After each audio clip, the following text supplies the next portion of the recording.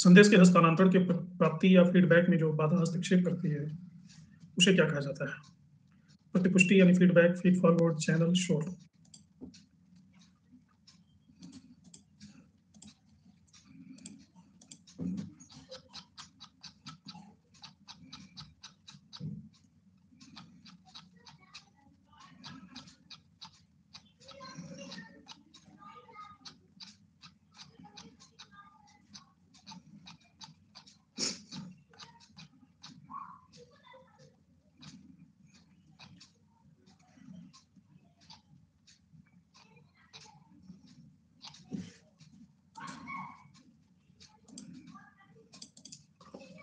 Communication process में disruption को क्या कहा जाता है? ट्रांसग्रेशन, फीडबैक, नॉइस और इंटरेक्शन।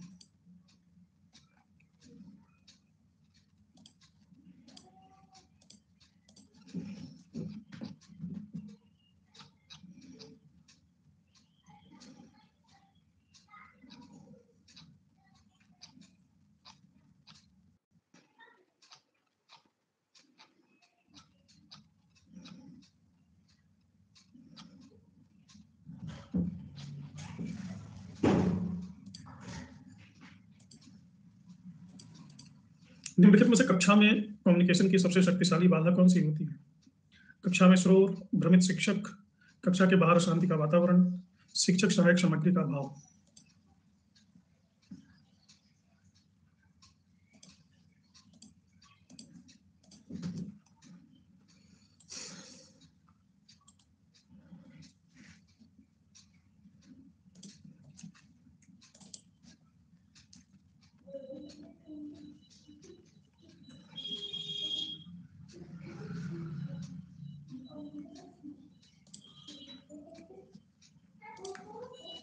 भ्रमित शिक्षक कक्षा के संप्रेषण की सबसे शक्तिशाली बाधा है। शिक्षक को ही अगर डाउट है जो कंटेंट डिलीवर कर रहा है तो संप्रेषण क्या होगा? कम से कम टीचर को तो पक्का होना चाहिए। निम्नलिखित में से चर्चा के बारे में कौन सा कथन सत्य नहीं है? चर्चा, डिस्कशन। यह औपचारिक संप्रेषण नेटवर्क की तुलना में अधिक तीव्र है। यह औपचारिक नेटवर्क की तुलना में कम एक्यूरेसी से काम करता है। यह लगभग सभी संगठनों में पाया जाता है। यह औपचारिक संप्रेषण से अधिक प्रेफर्ड है। इनमें क्या सत्य नहीं?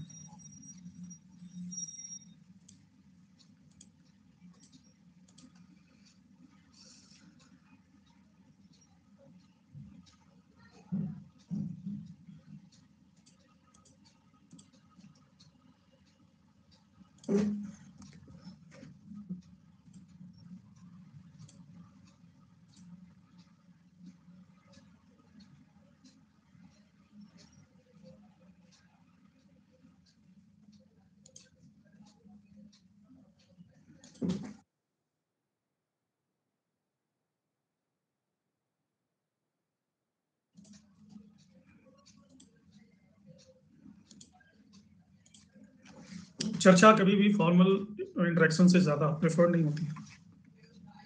चर्चा तो हम सामान्यतः भी करते रहते हैं। संप्रेषण की इफिशियंसी के इस तरसी के रूप में किसे परिभाषित किया गया है? चैनल शोर, semantic noise, psychological noise, source noise.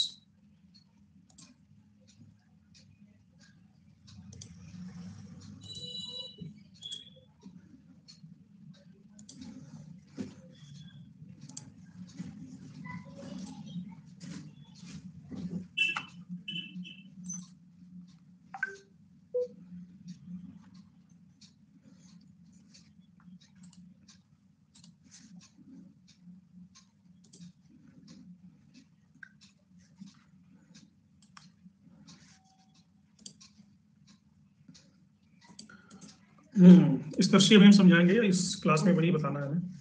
थोड़ा क्वेश्चन पहले ही कर ले रहे हैं। निम्नलिखित में से किसे छोड़ करके प्रभावी संप्रेषण में आने वाला अवरोध है? शोर का अभाव, इंफॉर्मेशन डिस्टॉर्शन, सूचना का विरूपण, इंफॉर्मेशन ओवरलोड, सूचना का अधिभार, उपरोक्त में से कोई नहीं।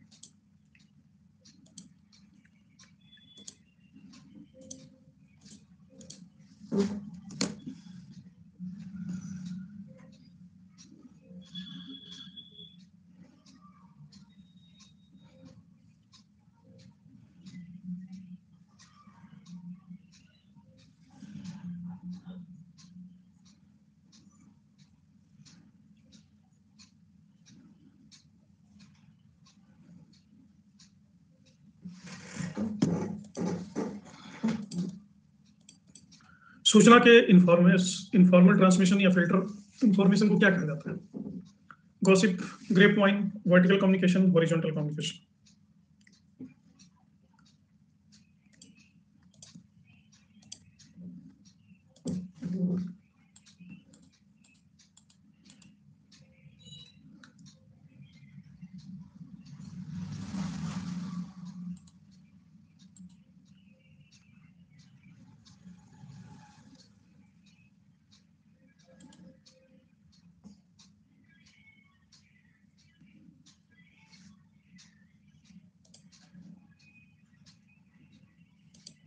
हाँ, ग्रेप वाइन।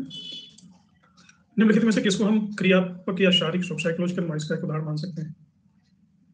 भूख लगना, एसी की आवाज, एक लॉन की घास काटने की मशीन, जटिल शब्दों का उपयोग। फिजियोलॉजिकल नॉइस का एक उदाहरण।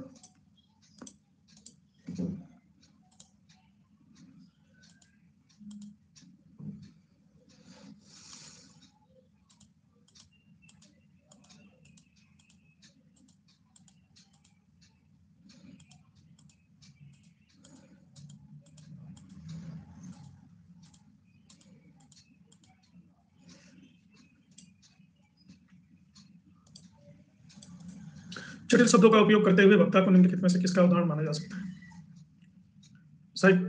Physiological noise, psychological noise, semantic noise, physical noise.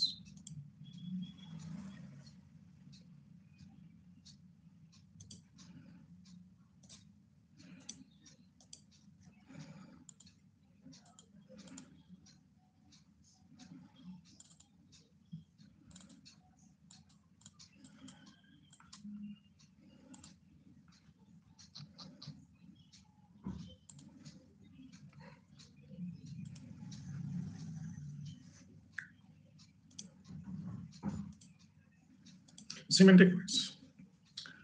तो चलिए शुरू करते हैं आज का विषय। आज का विषय ही है बाधा। मैंने सोचा कि कुछ प्रश्नों के माध्यम से आपको ये दर्शाया जाए कि कैसे प्रश्न आते हैं। किसी भी प्रकार की भाषण बाधा कम्युनिकेशन में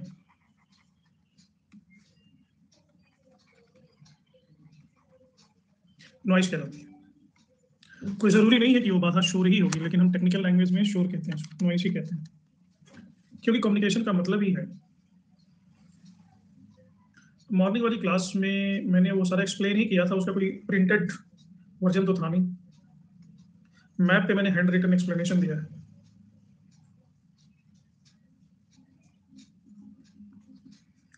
तो वो मैप तो आपको भेज दूंगा, उससे क्या फायदा होगा?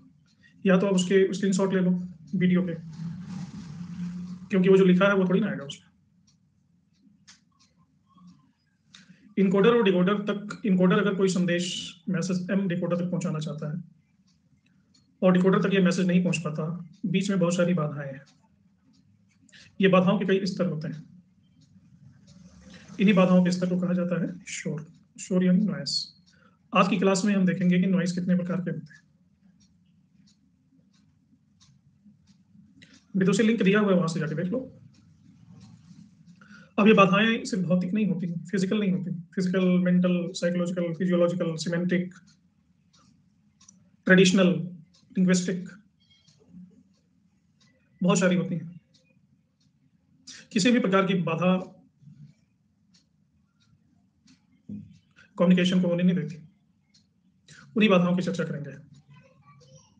जैसे मेरी नॉलेज में आया है कि बहुत सारे ऐसे भी लर्नर हैं जो हिंदी मीडियम के हैं, और बहुत सारे एजुकेटर हैं जो हिंदी में पढ़ाते हैं, लेकिन उनकी स्लाइड होती है इंग्लिश में। पढ़ाते हिंदी में है और स्लाइड होती है इंग्लिश में। तो उनको समझ में भी आता है और ये प्रॉब्लम लेकर के समझ में नहीं भी आता है। जहां तक जो बोल रहा है एजुकेटर वो समझ में आ रहा है, लेकिन जो लिखा हुआ वो समझ में नहीं आ रहा है। तो ये भी एक बाधा है, इसको भी एक नॉइस कहेंगे, लिंग्विस्टिक बाधा। कुछ ऐसे भी लर्नर है जो इंग्लिश मीडियम के हैं, उनको मैं हिंदी में बताऊंगा, उनको वो समझ में नहीं आएगा। जैसे मैं आपको बता रहा हूँ, बैकग्राउंड नॉइस बहुत ज्यादा है।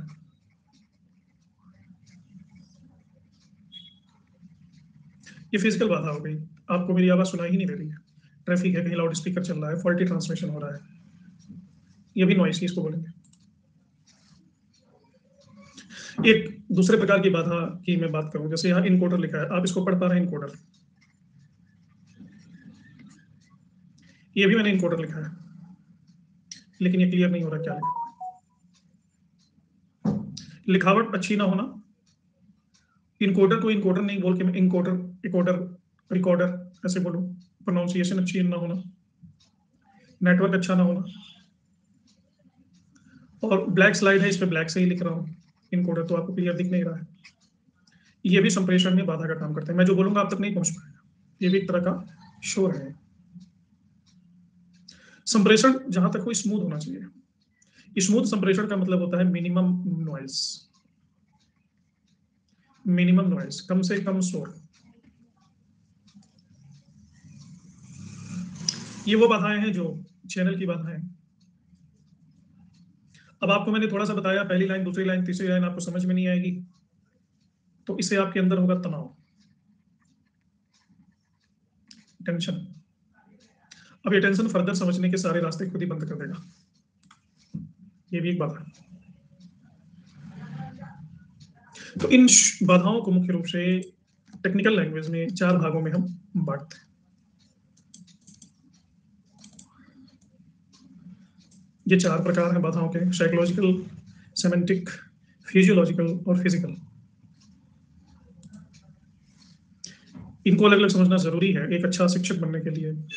साइकोलॉजिकल, साइकोलॉजी मतलब होता है जिसका संबंध हमारे मन से है। मन आपका दुखी है, व्याकुल है, थका हुआ है, सिर में दर्द है, सॉरी फिजियोलॉजिकल, फिजियोलॉजिकल का संबंध मन से नहीं है, फिजिक्स से, शरीर से, क्योंकि हम सब शरीर ही हैं। शरीर हमारा उपकरण है जिनकी सहायता से हम समझते हैं। भूख लगी है, सिर में दर्द हो रहा है, टेंशन है, नींद आ रही है, थके हुए हो, तो ये एक बात है, इसको कहते हैं psychological noises, sorry physiological noises. Physiological यानी हमारे शरीर के स्तर पर आने वाली बाधाएं। फिजिकल नॉइज अलग है, फिजिकल का मतलब शरीर नहीं होता। फिजिकल बाधा वो होती है जो संसार में स्थूल बाधा के रूप में आती है, जैसे मैं पढ़ा रहा हूं और आपको शोर, बैकग्राउंड नॉइज आ रहा है, आपका नेटवर्क गड़बड़ है। कुछ लोग मुझे पिक्चर शेयर करते हैं, उसमें मैं 2-2 दिखाई देता हूँ, मेरी 2 पिक्चर आती है। आपका मोबाइल चार्ज नहीं है, डेटा की प्रॉब्लम है, रोशनी क्लियर नहीं है, बिजली चली गई, ऐसे सैकड़ों चीजें, इसको बोलेंगे फिजिकल नॉइज।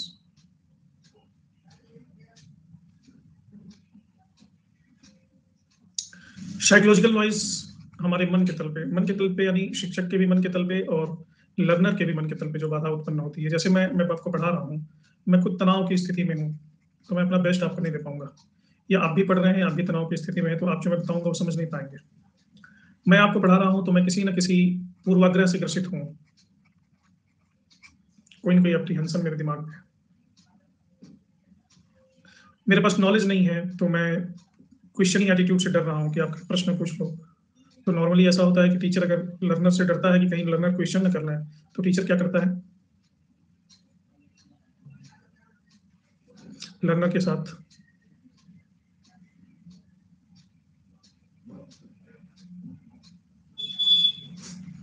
उनको धमकाता रहता है, या रूड बिहेव करता है, रूडली बिहेवियर रखता है, ताकि इसका स्पेस न दे कि वो इतने रिलैक्स हो पाए कि कुछ भी पूछ सके। आप तो 15-15 मिनट हमसे वो रेज हैंड करके हिस्ट्री क्लास में मिस्टर आदित्य हैं पूछते रहते हो, और एक बार में 5-5 क्वेश्चन पूछते हो। एक ही बार बोलोगे तो उसमें मुझे नोट करना पड़ता है अलग अलग, ये वाला पूछा, ये वाला पूछा, ये वाला पूछा। तो ये बहुत ही कॉमन एटीट्यूड है कि आप कुछ पूछ ना लो तो टीचर उसको धमकाता है, आते ही कुछ ऐसी बात करेगा कि जैसे वो आपके ऊपर एहसान कर। ये मैं किसी पर्टिकुलर टीचर की बात नहीं कर रहा हूँ, ये ऐसा है, ऐसा साइकोलॉजिकली है, ज्ञान के अभाव को इस तरह से वो पूर्ति करते हैं। तो ये सब साइकोलॉजिकल नॉइज में आएगा।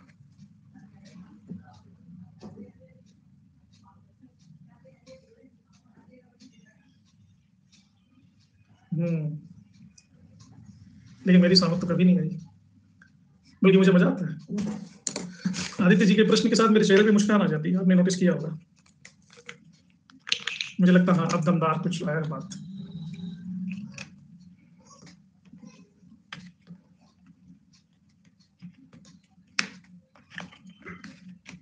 क्रोधित क्यों होना जी? मुझे, अगर आपको विषय पे कमांड है तो आपको चैलेंजेस पसंद होंगे। जो व्यक्ति फिजिकली स्ट्रांग है वो कुश्ती लड़ने से नहीं डरेगा। जो व्यक्ति ज्ञान के रूप में मजबूत है वो बौद्धिक चुनौती से नहीं डरेगा।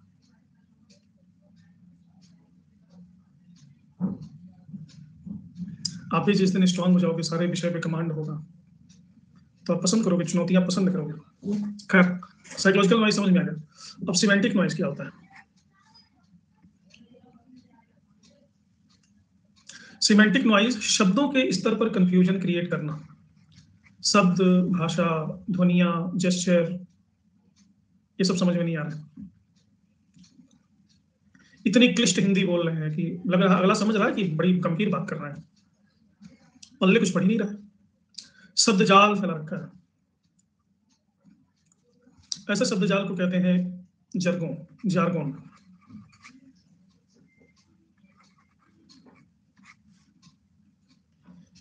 जैसे मैं आपसे कहूं, इस प्रकार के संप्रेषण में मन की जटिलता और कृष्णता को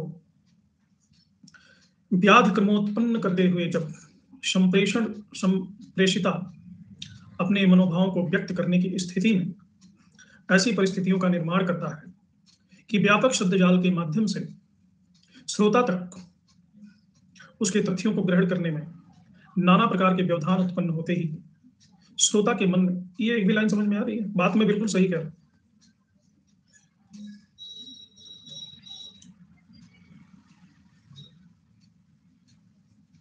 कुछ कुछ है, पूरी तरह नहीं आया, या कुछ ऐसी मैं एक्सप्रेशन कुछ और दूं और कहूं कुछ और। एक्सप्रेशन दे रहा हूं ऐसे कि मैं आपकी बड़ी तारीफ कर रहा हूं, बड़े अच्छे आदमी हो, बड़ी तरक्की करोगे, और मेरे अंदर कुछ और भाव चल रहा है, मेरे आंखों से कुछ और ही एक्सप्रेशन आ रहा है, जैसे कुछ और कह रहा है। श्रोता कंफ्यूज है कि ये हमको मार डालने की प्लानिंग कर रहा है कि हमारी तारीफ कर रहा है। तो ये होता है सिमेंटिक नॉइज।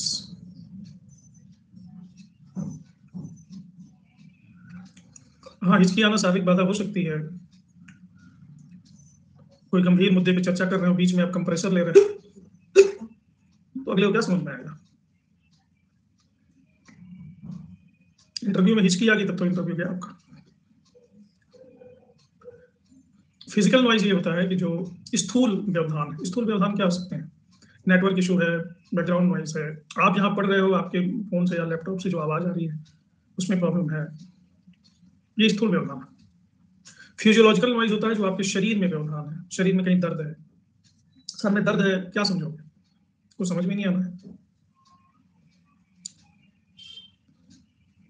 मैं हिचकी ले रहा हूँ, डरा रहा हूँ, बता रहा हूँ।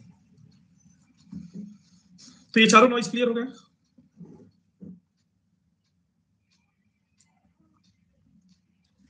हिंदी अर्थ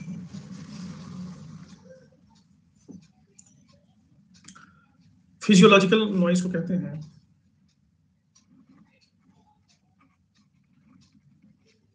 शरीरगत बाधा। फिजिकल नॉइज को कहते हैं स्थूल बाधा।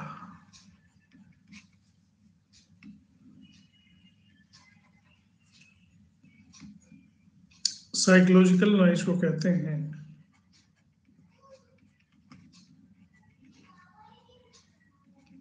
मनोवैज्ञानिक बाधा।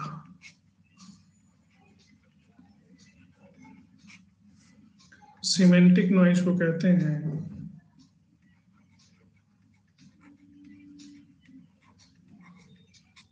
भाषाई बाधा या भाषागत बाधा।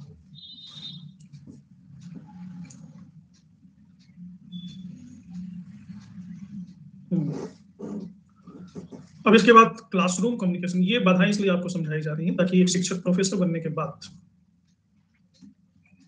जब आप क्लासरूम में जाएं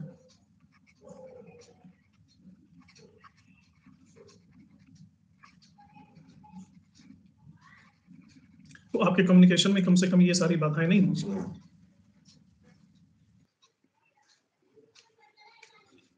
कर्राटा वाला फिजिकल बाधा होगा।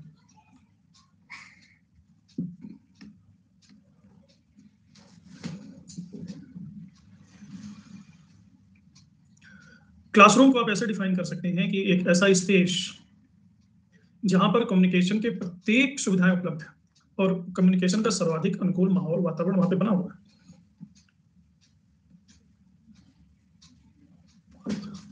सारे इंस्ट्रूमेंट हैं, सारी चीजें हैं, और कम्युनिकेशन के लिए अनुकूलतम जो वातावरण का निर्माण हो सकता है वो उसी जगह पे है। लेकिन परिस्थितिगत बाधा तो परिस्थितिगत सुविधाएं तो है, लेकिन व्यक्तिगत बाधाओं को कैसे दूर किया जाए? तो संप्रेषण कौशल के लिए टीचरों की ट्रेनिंग होती है और प्रैक्टिस, ट्रेनिंग और प्रैक्टिस। क्लासरूम कम्युनिकेशन के 4 सोपान हैं। क्रिएटिंग इंटरेस्ट अमंग स्टूडेंट्स,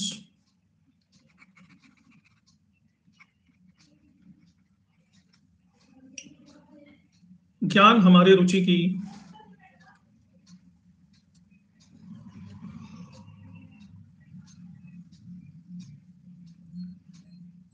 ज्ञान हमारी रुचि को फॉलो करता है।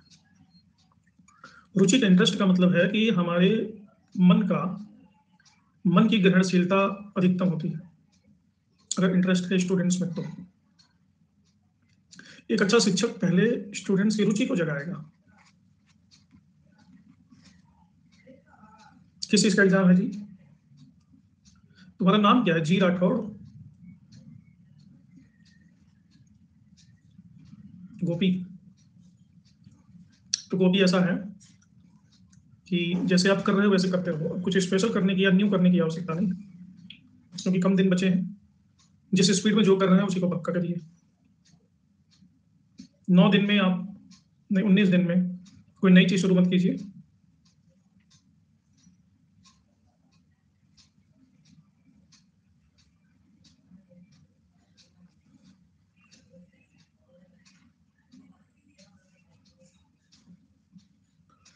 तो शिक्षक का पहला काम होता है स्टूडेंट्स में रुचि को जगाना, आकर्षित करना।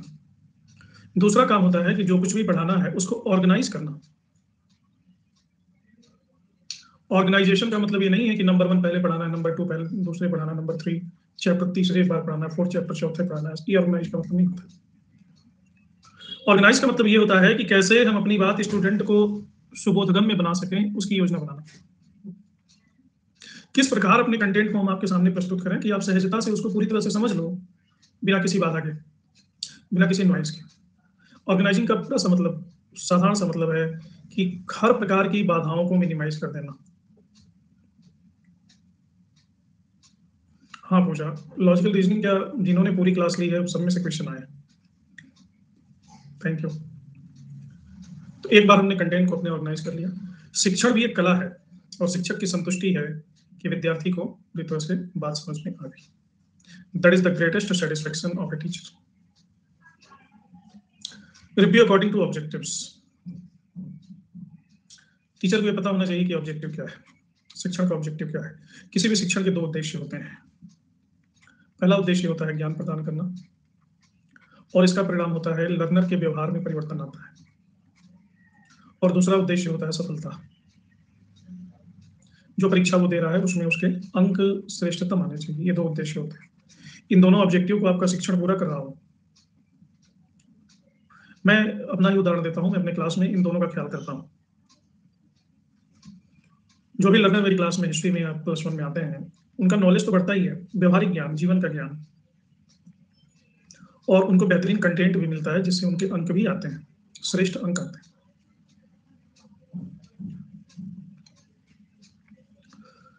इन दोनों का संतुलन बनाना ही एक शिक्षक की कला है। और अगर इन दोनों का संतुलन है तो लर्नर एक बेहतरीन इंसान भी होगा और सफल भी होगा। ये दोनों विशेषताएं उसके पास होंगी। जीवन में सफलता ही जरूरी नहीं है, जीवन में सफलता के साथ साथ सुफलता जरूरी है। सफलता और सुफलता में अंतर है। सफलता का मतलब होता है कि आपने अपने व्यक्तित्व को भी निखारा है और अपने करियर को भी निखारा है। सफलता का अर्थ होता है कि सिर्फ आपने अपने करियर को निखारा है, अपने भीतर अच्छाई का समावेश की चिंता ज्यादा नहीं की। इंडियन लॉजिक की बड़ी बेहतरीन क्लास मैंने ली है, श्रुति, लूंगा इसमें भी। आप शेड्यूल में देखोगे कब है मेरी क्लास। तो अच्छा, सेकंड किसी ने पूछा organizing content matter. Content matter को इस कदर ऑर्गेनाइज करना है कि क्या विषय वस्तु पढ़ाना है, कैसे पढ़ाना है, कि लर्नर को पूरी तरह से वो बोधगम्य हो जाए। और नॉइज, किसी भी प्रकार की नॉइज है, जिन नॉइजेस की हमने पीछे बात की, फिजियोलॉजिकल, फिजिकल, साइकोलॉजिकल, सिमेंटिक, वो पूरी तरह से कम। 100% खत्म तो नहीं कर सकते, आगामी क्लास में देखो शेड्यूल में करना है वहां। ऑब्जेक्टिव्स को बता दिया। इसके बाद फीडबैक। फीडबैक ही बताता है कि लर्नर ने क्या समझा। जैसे अभी पूजा ने फीडबैक दिया कि सर आपने जो पढ़ाया था, चारों के चारों क्वेश्चन आपके ही पढ़ाए हुए आंसर से आए थे। This is the feedback. ऐसा ना हो कि सर आप कहाँ का पढ़ाते हो, कुछ समझ मतलब कुछ आता ही नहीं है। आप पढ़ाते हो तो लगता है कि सब आता है, लेकिन एग्जाम में बैठते हैं तो आप पूरब का पढ़ाए होते हो, पश्चिम का पूछता है। काजल, मैंने तुमको कब कहा कि तुम क्लास देखो? मैंने श्रुति को बोला कि आगामी दिनों में पढ़ाएंगे। पुराने की बात छोड़ो, अपने यहाँ नया कंटेंट अपडेटेड है ना। रिंकू, पेपर 1 के लिए आप बुक ले लीजिए, मदान की किताब आती है, केवीएस मदान का जो रिसेंट अपडेटेड वर्जन है वो। मदान की किताब बेस्ट, लेकिन उसको पढ़ोगे तो ज्यादा समझ में नहीं आएगा। हिंदी में है, हिंदी में भी, इंग्लिश में भी है। मेरी क्लास के बाद उसको पढ़ोगे तो 100% समझ में आ जाएगा।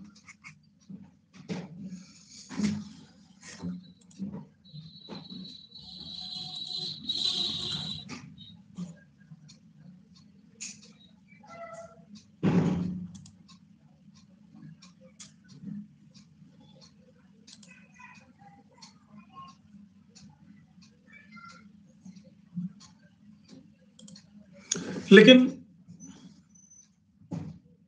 हाँ, मुझसे बढ़िया, मैंने कब मना किया, मैं तो पढ़ा ही रहा हूँ। लेकिन क्या है ना कि इन सबके आधार में, सबके बेस में क्या है,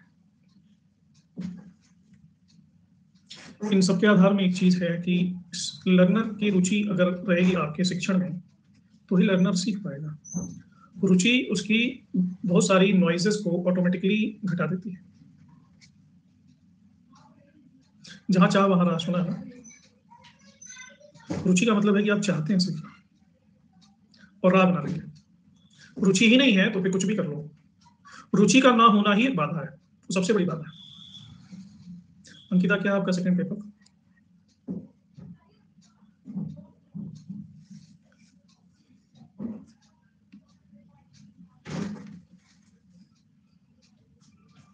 हाँ गोपी, यही बुक है लेकिन पुराना एडिशन है, इसको नया ले लो।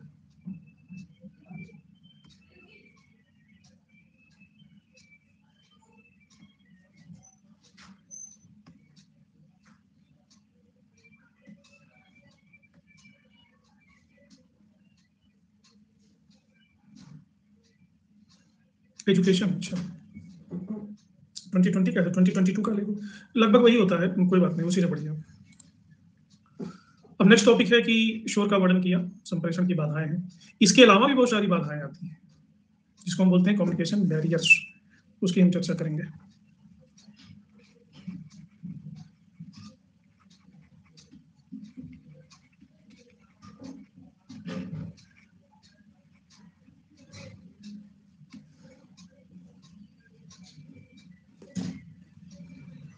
कम्युनिकेशन बैरियर क्या है? इसको कई भागों में बांटा जा सकता है।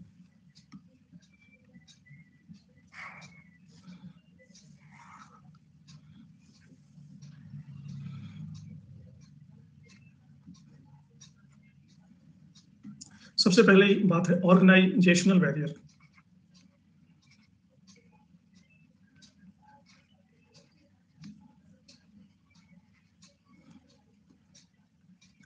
मान लीजिए एक बहुत बड़े ऑर्गेनाइजेशन में हम, एक कॉलेज ही है, बहुत बड़ा कॉलेज, 10,000 लोग उसमें पढ़ रहे हैं, एक एक क्लास में 400-400, 500-500 बच्चे हैं, तो उसका साइज तो आसमान छू रहा है, ये भी एक बैरियर है। एक टीचर इतने बड़े साइज को कैसे पढ़ाएगा? अब 10,000 उस कॉलेज में बच्चे हैं, और लगभग 500 एम्प्लॉइज हैं, 500 टीचर हैं।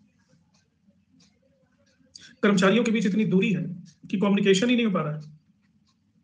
फिजिकल डिस्टेंस भी एक बैरियर है जो ऑर्गेनाइजेशन के अंतर्गत आता है।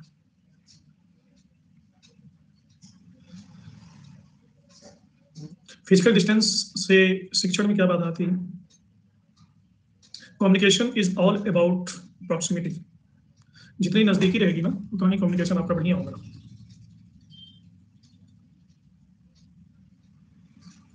तीसरी, जॉब स्पेशलाइजेशन।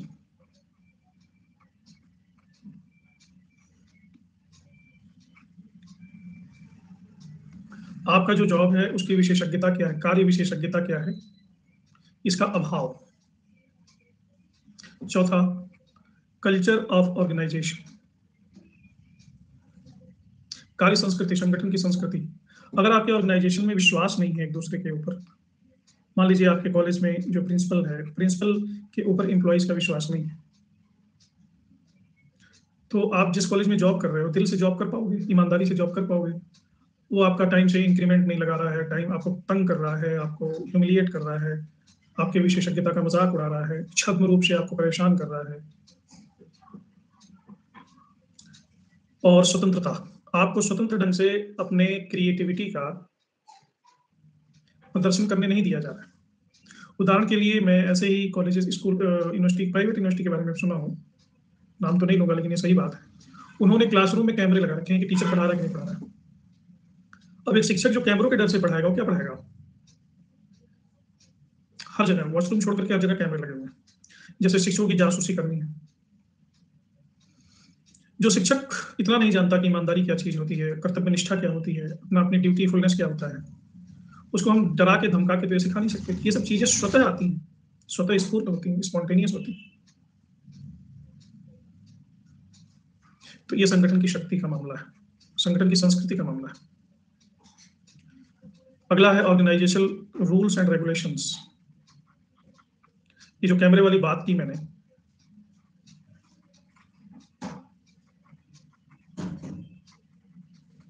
ये ऑर्गेनाइजेशनल रूल्स और रेगुलेशन के अंतर्गत आते हैं। किसी संस्था का ऐसा रूल हो सकता है जो आपको काम ही ना करने दे, तुगलकी फरमान, हिटलर जैसे। 9 बजे कॉलेज आना है तो आना है, 4 बजे के पहले कॉलेज से जा नहीं सकते। सबके पास परिवार है, बच्चे हैं, किसी की कोई दिक्कत आ गई, बीच में जाना चाहता, आप जाने नहीं दे रहे, मन में सोच के तो रह जाएगा, लेकिन क्या वो आपके प्रति सम्मान से भर पाएगा? क्या वो अपना कर्तव्य अच्छी तरह से निभा पाएगा?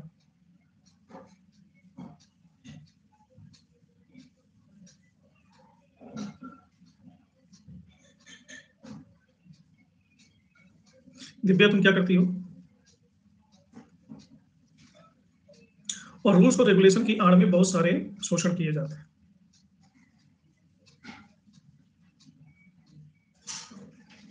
ये दर्द नहीं बयां कर रहा हूं, मेरे साथ ऐसा कोई दर्द नहीं है, और ऐसा ऐसा दर्द होगा तो मैं उस दर्दनाक जगह को छोड़ने में 2 सेकंड नहीं सोचूंगा, क्योंकि मुझे पता है कि मैं कहीं भी रहूंगा, रेगिस्तान में भी रहूंगा तो वहां भी अपनी दुनिया बना लूंगा। लेकिन ऐसा होता है। मैं बता रहा हूं ऑर्गेनाइजेशनल बैरियर्स क्या होते हैं।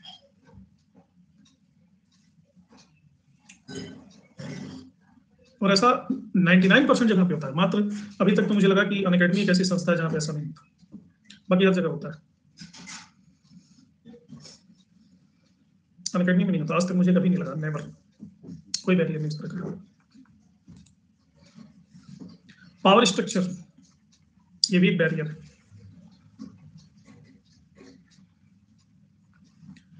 पावर स्ट्रक्चर जैसे कि प्रिंसिपल है, डीन है, ये है, वो है, वाइस प्रिंसिपल है। वो कुछ कुछ जगहों पे तो प्रिंसिपल लोग भगवान बने पड़े हुए हैं। प्रिंसिपल आ गए, प्रिंसिपल आ गए, हाँ, गब्बर सिंह आ गया। प्रिंसिपल जिनके ऊपर अनुरक्त होकर के देख लेंगे वो गदगद हो जाएगा, उसका जीवन सफल हो गया। 84 लाख योनियों के आवाज गमन के साइकिल से मुक्त हो गया। पावर स्ट्रक्चर का दुरुपयोग भी हो सकता है। कॉम्प्लेक्सिटी इन ऑर्गेनाइजेशनल स्ट्रक्चर, ऐसा स्ट्रक्चर बना दो कॉम्प्लेक्स। एक उदाहरण के लिए मैं टीचिंग प्रोफेशन को ले रहा हूं क्योंकि उसका मुझे अनुभव है। समझा रहा हूं, आरू, बार बार एक ही सवाल ना मारो, मुझे ध्यान में रहता है। एक बार एक साइकिल पूरी हो जाए, ये तो मुझे भूल जाएगा कौन कौन सा होता है।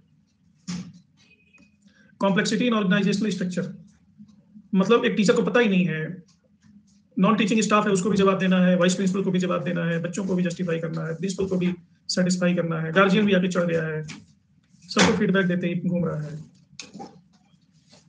तो इससे इससे शिक्षण नहीं हो पाएगा। अपर्याप्त सुविधाएं और अपर्याप्त अवसर, inadequate facilities and opportunities.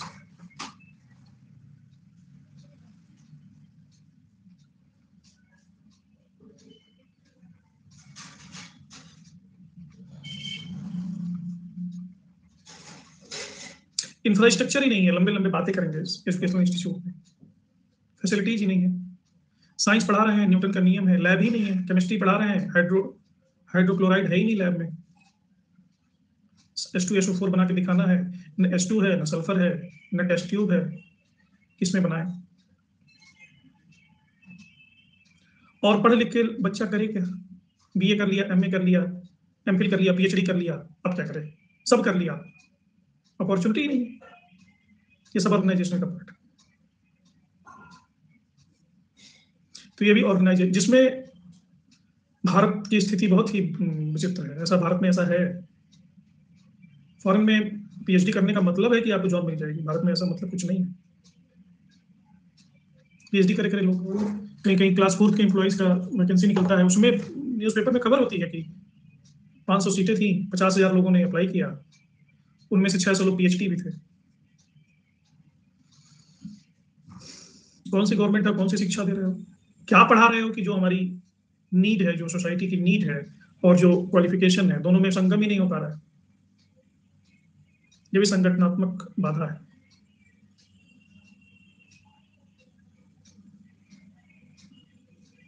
Virendra Kumar मैं बुक से नहीं पढ़ाता हूँ, जो आपके सिलेबस में है ना उसे पढ़ाता हूँ। कम्युनिकेशन बैरियर नहीं है उसमें। फिर है lack of coordination.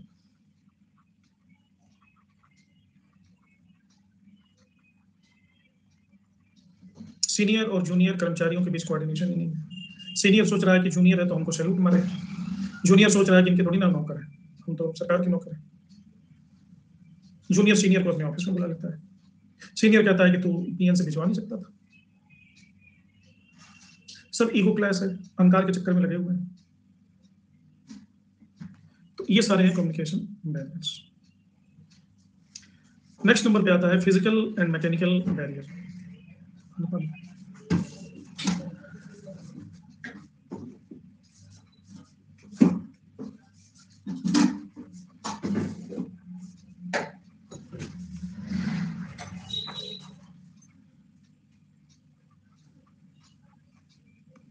Physical and mechanical barrier, यांत्रिक बाधा।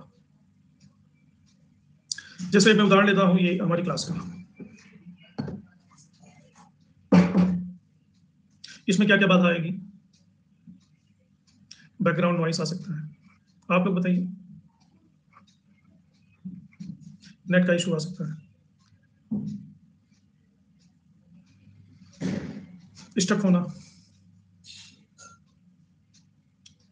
लाइट ना होना, डेटा ना होना, आपका स्पीकर खराब है, मेरा माइक खराब है।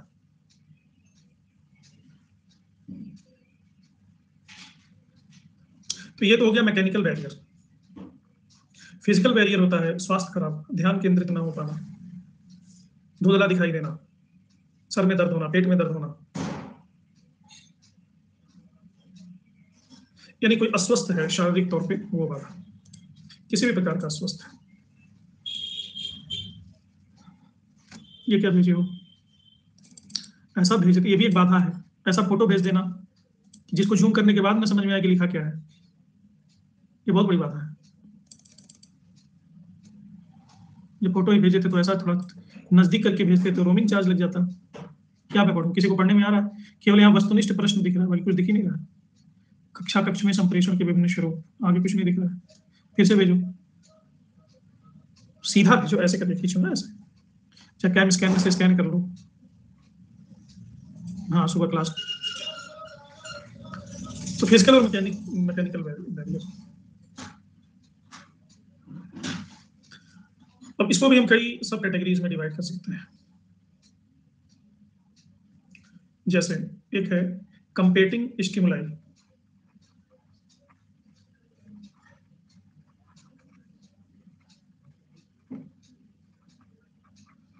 कंपेटिंग स्टिमुली, वातावरण में बहुत सारे चीजें काम कर रही हैं जो हमारा ध्यान बटाती हैं, उनको कहते हैं उद्दीपन। स्टिमुली का मतलब होता है उद्दीपन, जो हमको उद्दीपित कर देती है। क्लास में छात्र पढ़ रहा है और बगल से जुलूस जा रहा है किसी स्टूडेंट यूनियन का, मुर्दाबाद मुर्दाबाद, तो पढ़ पाएगा? ध्यान आकर्षित होना स्वाभाविक सी बात है। थोड़ी दूर पार्क है तो वहां पे एक मैडम जी बैठ करके मीठी मीठी बातें कर रही हैं मोबाइल से। मैं दिल्ली यूनिवर्सिटी में पढ़ा था, लोधी रोड पे है कॉलेज, दयाल सिंह कॉलेज। तो हमारे ऊपर हमारा क्लास था सेकंड फ्लोर पे, तो वहां से लोधी गार्डन दिखता था। तो लोधी गार्डन गया दिल्ली में, तो जो गए वो जानते होंगे, ज्यादा मैं डिटेल में नहीं जाऊंगा। हाँ, तो आधी क्लास तो खिड़की की तरफ ही बैठी रहती थी मुकर के। तो मैं पहले दिन आया तो मैं देखता था कि मतलब सबका ध्यान दे रही होता है, तो मैंने नोटिस नहीं किया कि उधर है क्या, क्योंकि मैं जहाँ खड़ा होता था वहां पे खिड़की नहीं थी, दर्शक दीर्घा के बगल में खिड़कियां थी। फिर 3-4 दिन बीत गया, 5 दिन बीत गया, सभी टकटक लगी ताकते रहते थे। तो मैंने पूछा, एक मैडम थी हमारी कलीग, मैंने कहा मैडम क्या बात है? कहता है 236 में आपका क्या सर, क्लास 236 में क्या? मैं कहा हाँ, क्यों इतनी चटकारे क्यों ले रही हो? तो सर वो आपको इसलिए दे दिया गया है कि वहां कोई टीचर क्लास लेना ही नहीं चाहता। मैं कहा मैडम जी, क्लास तो अच्छी वाली है, प्रोजेक्टर भी लगा है, थिएट्रिकल सीटें भी हैं ऊपर तक, बालकनी तक। कहते सर जी कल जाके खिड़की से देखना। फिर मैं दूसरे दिन खिड़की से देखा तो समझ में आया कि मैडम इतनी चटकारे क्यों ले रही थी। तो मैंने प्रिंसिपल कहा कि ऐसा सर हमारा क्लास बदलो।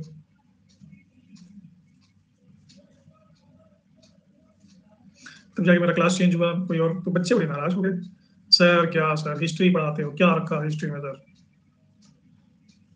तो ये होता है कंपेटिंग स्टिमुलाई।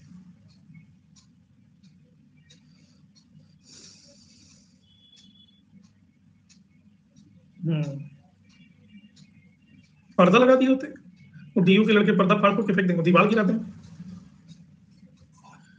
दूसरा है इन्वायरमेंटल स्ट्रेस।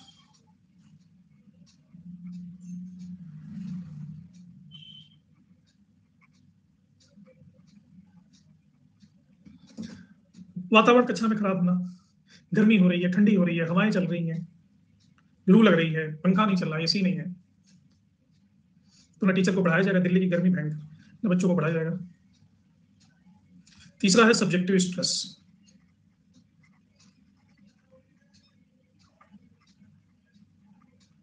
सब्जेक्टिव स्ट्रेस का मतलब नहीं कि विषय नहीं आता।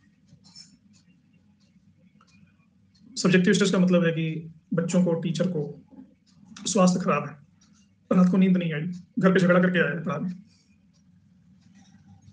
बच्चे की सेहत खराब है, मेड नहीं आई आज। मेरी तो सबसे बड़ी सब्जेक्टिव स्ट्रेस होती है, मेरे घर में मेड नहीं आती। अब मेड क्या करती हैं, कहीं शादी विवाह हो जाता है, 2-3 दिन का फंक्शन होता है, तो घरों में काम छोड़ करके 2-3 दिन शादी, घर का सैलरी तो मिलेगा ही उनको जो फिक्स है महीने का, 1-2 दिन छुट्टी, इससे कोई फर्क नहीं पड़ता। और शादी विवाह में बढ़िया काम करके 1000-2000 कमा लेते हैं। तो शादी के मौसम में मेड गायब, मेड गायब तो श्रीमती जी का पारा हाई।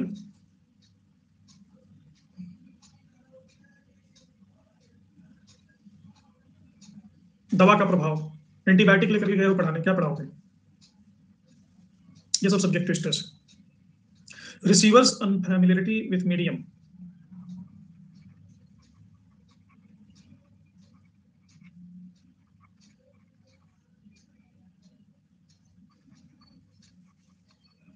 अब जो लर्नर है उसको भाषा ही नहीं आती। मैं पढ़ा रहा हूँ हिंदी में, उसको आती है अंग्रेजी, या मैं पढ़ा रहा हूँ अंग्रेजी में, उसको आती है हिंदी। मैं अगर हिंदी अंग्रेजी दोनों में पढ़ा रहा हूँ तो कुछ कहते हैं कि सर आधी वाली हिंदी वाली तो समझ में, इंग्लिश वाली नहीं आई। कुछ कहते हैं इंग्लिश वाली आई, हिंदी वाली नहीं आई। या मैं गूगल मीट से पढ़ा रहा हूँ ऑनलाइन क्लासेस, कुछ लोगों को गूगल मीट चलाने नहीं आता, कुछ लोग को ईमेल आईडी बनाने नहीं आता, कुछ लोग के यहाँ नेटवर्क नहीं है, कुछ लोग के यहाँ डेटा नहीं है, कुछ लोग के यहाँ इंटरनेट नहीं रहता। और कुछ लोग कहते हैं कि उनकी मतलब गांव में मम्मियां होती हैं, लैपटॉप खोल के लड़की बैठी कहती है सूटकेस खोल के कहाँ बैठी हो? कहती मम्मी सूटकेस नहीं है, लैपटॉप है ये, इसे हम पढ़ते हैं। तभी तो हम कहीं इतना पतला दुबला सूटकेस कहाँ से लाई हो? गहना देखो है कहा इसमें, ये छोटा छोटा डिबिया बना है, इसमें क्या रखती हो? अरे मम्मी कीपैड है, कीबोर्ड है, वो कीज है, वो उससे टाइप होता है। तुम्हारा भी टाइप आजकल हमको समझ में नहीं आ रहा है, ऐसा का टाइप करती हो जो हमको नहीं पता चलता। तो ये अक्सर होता है। तो अनफैमिलियरिटी विथ मीडियम सिर्फ लर्नर की नहीं, लर्नर के लोगों की भी, अपने लोगों की भी। लैपटॉप को सूटकेस, तो ये है फिजिकल एंड मैकेनिकल बैरियर, समझ गए?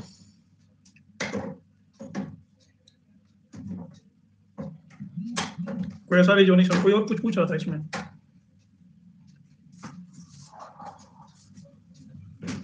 लास्ट पॉइंट ये तो बताया टाइप समझ में नहीं आ रहा है। जो भी आपका माध्यम है, जैसे ऑनलाइन पढ़ रहे हो, गूगल मीट से, जूम से, ये लिखा है अनफैमिलियरिटी विथ मीडियम। ये जो मैं बता रहा हूँ वो सब यहाँ पे स्लाइड में लिखा हुआ है, आपको दोबारा लिखने की जरूरत नहीं है। रिसीवर्स अनफैमिलियरिटी विथ मीडियम, ठीक है। अब नेक्स्ट है साइकोलॉजिकल बैरियर।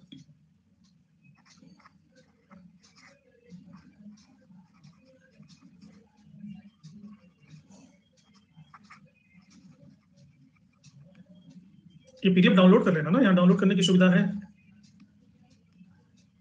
हमको कभी कभी ये स्ट्रॉन्ग फीलिंग आती है कि एक यूट्यूब पे और एक स्पेशल क्लास में एक ऐसी क्लास लेनी चाहिए जो लर्नर्स को बताया जाए कि अनअकैडमी में क्या क्या चीजें हैं और वो कैसे वर्क करती हैं, कहाँ से डाउनलोड होता है, कहाँ से अपडेट होता है, कहाँ से क्या होता है। क्योंकि बहुत सारे बच्चे मैं देखता हूँ साल भर से क्लास कर रहे हैं, उनको पता ही नहीं कहाँ से क्या होता है।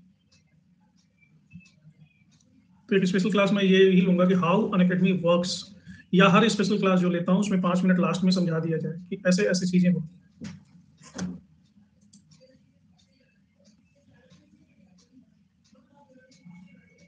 अब देखो एक बैरियर आ गया ना, ये पढ़ो सभी लोग, ये भी एक बैरियर है।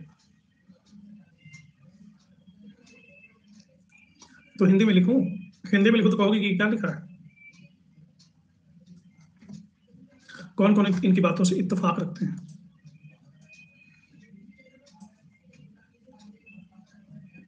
चलो हिंदी इंग्लिश दोनों में लिखेंगे, ठीक है। साइकोलॉजिकल बैरियर को हिंदी में बोलेंगे मनोवैज्ञानिक बाधा।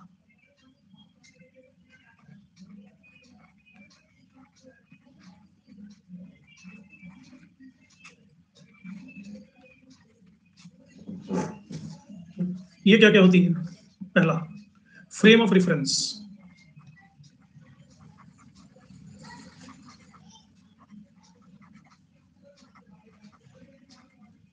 इसको हिंदी में कहेंगे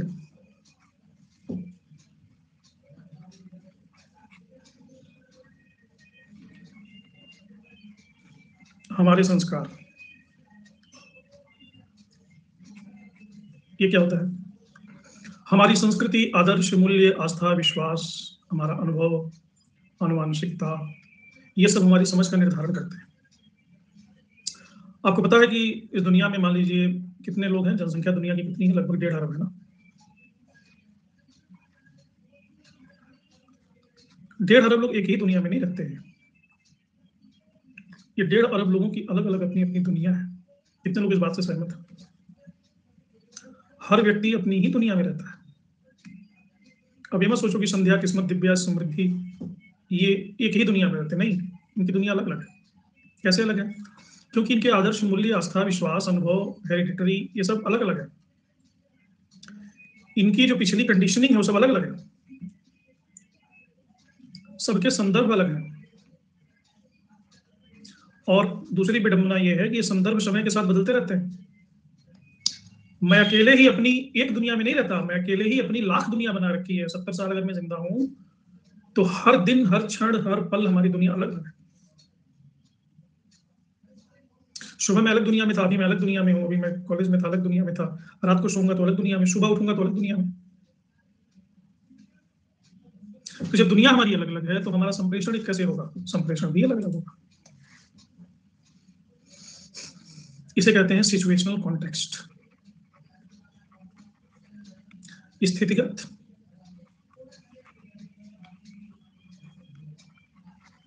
परिस्थितिगत संदर्भ। टीचर है, बच्चों कह रहा है बच्चों परिश्रम करो। अब एक उदाहरण के लिए बता रहा हूँ, गौतम बुद्ध जब उपदेश देते थे तो अपने शिष्यों को कहते थे कि उपदेश देने के बाद शाम को कि जाइए और अपने दिन का आखिरी काम करिए। तो उन्होंने भिक्षुओं को पहले से बता रखा था कि दिन का आखिरी काम है मेडिटेशन में जाकर के सो जाना, विपश्यना ध्यान करते करते सो जाना।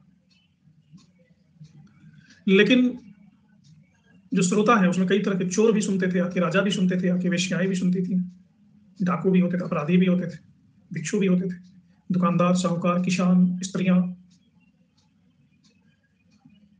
और सबका आखिरी काम अलग अलग है। भिक्षु का आखिरी काम ध्यान है, राजा जी का आखिरी काम विलास है, पैग लगाना, वेश्या का आखिरी काम सभी को पता ही है, चोर का आखिरी काम है जो जिन पर चुराया है वो काउंट करेगा और उसको छुपाएगा, किसान का आखिरी काम है कठिन परिश्रम से थका हुआ है भोजन करेगा, व्यापारी का आखिरी काम है कि कितना नफा हुआ कितना नुकसान हुआ इसका हिसाब लगाएगा। लेकिन क्या बुद्ध का वही मतलब है कि आखिरी काम का वही मतलब है जो सबका अलग अलग है? बुद्ध का आखिरी काम का मतलब कुछ और है, और बाकी जितनी जेंट्री बैठी हुई है उसके आखिरी काम का मतलब कुछ और है। क्यों ऐसा है? क्योंकि वो अलग अलग दुनिया में जी रहे हैं। यही टीचर के साथ भी है, जो टीचर पढ़ा रहा है, जो स्टूडेंट समझ रहा है, इन दोनों में फर्क है। ये बहुत बड़ा साइकोलॉजिकल बैरियर है। मैं आम पढ़ाऊंगा, आपके जाते जाते इमली हो जाएगा। क्यों हो जाएगा? आप आम ही सुनोगे, लेकिन आपको बताया गया, आपकी जो अपब्रिंगिंग है, कंडीशनिंग है, उसमें बताया गया आम इमली होता है, तो आप आम को इमली समझोगे। ये क्यों ऐसा समझोगे? क्योंकि हमारे संस्कार ऐसे। दूसरा होता है सेल्फ इमेज या सेल्फ कॉन्सेप्ट। सेल्फ कॉन्सेप्ट का मतलब होता है हमारी धारणा, हमारी मान्यता, हम क्या मानते हैं। जैसे इतिहास में हमारे, हम लोग राजपूत लोग हैं तो हमारे राजपूतों में क्या था कि राजपूतों की हाईएस्ट जो एज होती है ना वो 36 साल से ज्यादा नहीं होती, और वीर गति को प्राप्त हो जाना राजपूतों का सबसे बड़ा सम्मान है, शहीद हो जाना रणभूमि में। तो ये कहावत मिडिवल एज में, एंशिएंट एज में तो ठीक थी, क्योंकि वो जमाना अलग था, लोग अलग थे, दुश्मन बहुत थे। अब आज 1947 के बाद राजपूतों का काम यही है, कहाँ जाके शहीद हो जाए।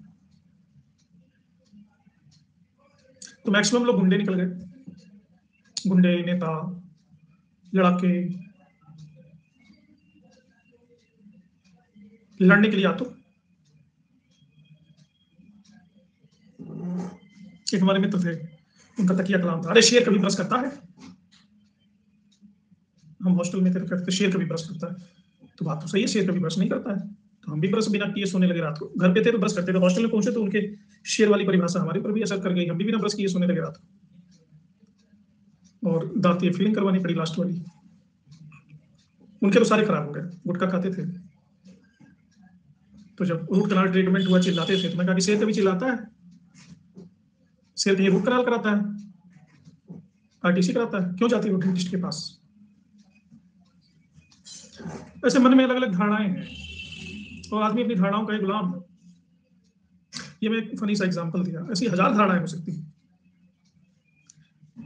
गंगा नहाने से स्वर्ग जाना है, मुसलमानों की कुछ और धारणा है, मेरी माता जी हैं उनकी कुछ और धारणा है, वो सारे व्रत करती हैं, एकादशी, द्वादशी, त्रयोदशी, चतुर्दशी, पंचदशी, षष्ठदशी में खाती कब हो तुम? डॉक्टर कह रखा है कि इनको कमी होगी कैल्शियम की, ये वो, इतना व्रत, इतना व्रत। उनको ये धारणा है कि हमारे व्रत की वजह से हमारा परिवार सुरक्षित है। हमको ये धारणा है कि 2 टाइम भोजन नहीं करेंगे तो हमारा तो टाटा फिश हो जाएगा। हाँ, एकादशी करते हो और पता नहीं कौन सा दशी आता रहता है। तीसरा बैरियर है साइकोलॉजिकल बैरियर, अनुभव, एक्सपीरियंस। अब साइंस का स्टूडेंट है, उसको साहित्य बिल्कुल समझ में नहीं आएगा। अगला है कोग्निटिव डिफरेंसेस, कोग्निशन।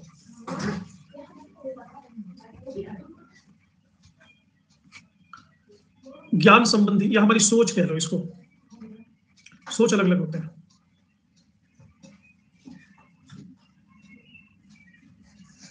शरारती छात्र है, उसको लगता है कि रैंकिंग करना जरूरी है, रैंकिंग से उसका विकास होता है, रैंकिंग करना, और जिनका रैंकिंग किया जाता है वो परेशान है। 5वां है मेंटल फियर या डिफेंसिव पोस्चरिंग, मानसिक डर। जो मानसिक रूप से डरा हुआ व्यक्ति है उसको आप संप्रेषण नहीं दे सकते, वो डिफेंसिव हो जाएगा। उसको कुछ भी कहोगे तो वो अपने डर की भाषा ही सुनेगा। सेलेक्टिव परसेप्शन, पूर्वाग्रह। सेलेक्टिव परसेप्शन का मतलब होता है कि हम उन्हीं चीजों को स्वीकार करते हैं जो चीजें हमारी मान्यताओं के अनुकूल होती हैं। अगर हमारी मान्यता के विरुद्ध है तो उनको हम एक्सेप्ट ही नहीं करते।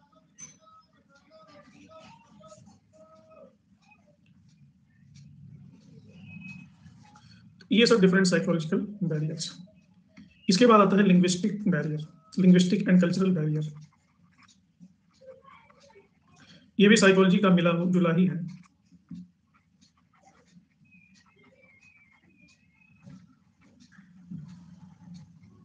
सिमेंटिक बैरियर जो मैंने अभी आपको थोड़ी देर पहले बताया, सिमेंटिक बैरियर बताया ना, भाषा के कारण जो बाधा उत्पन्न होती है। दूसरा लिंग्विस्टिक बैरियर में आएगा हाई एंड लो कंटेसी।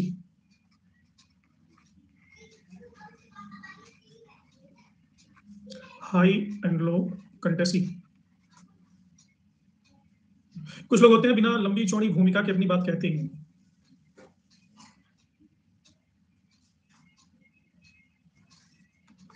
भयंकर भूमिका बना देना, यह है हाई कंटेसी, उच्च संदर्भ। और बिना भूमिका के डायरेक्ट बात करें, वो होता है लो कंटेसी। ये भी एक बैरियर है। कहना पड़ता है कि मुद्दे की बात करो, कहना क्या चाहते हो, समझ भी नहीं आता कहना क्या चाहते। उनको लग रहा है बड़ा अच्छे से एक्सप्रेस कर रहे हैं और हमें समझ में नहीं आ रही वो क्या रहे हैं। और कुछ लोग तो डायरेक्ट, इतने डायरेक्ट होते हैं कि उनको कहना पड़ता है कि किस कॉन्टेक्स्ट में आप बात कर रहे हो, क्या कह रहे हो। वो लो कंटेसी है।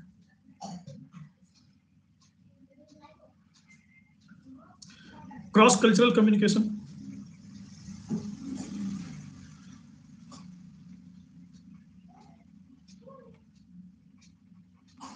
दो कल्चर के लोग एक दूसरे को समझ नहीं पाते।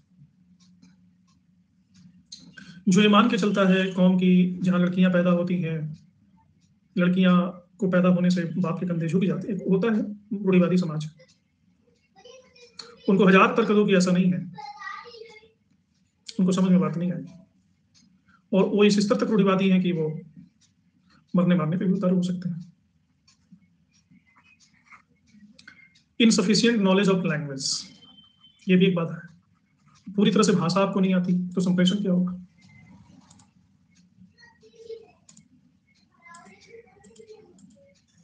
तो ये संप्रेषण की सारी बाधाओं को हमने डिफाइन किया और इस तरह से ये बाधाओं का क्लास समाप्त होता है। ये फाइनल लीडर बोर्ड है Srishti first, Phoolchand second, Virendra third, Kaushal, Harshit, Narayani, Poonam, Jyoti, Hariom और संतोष। आशा है कि ये सारी बाधाएं आपको समझ में आ गई होंगी।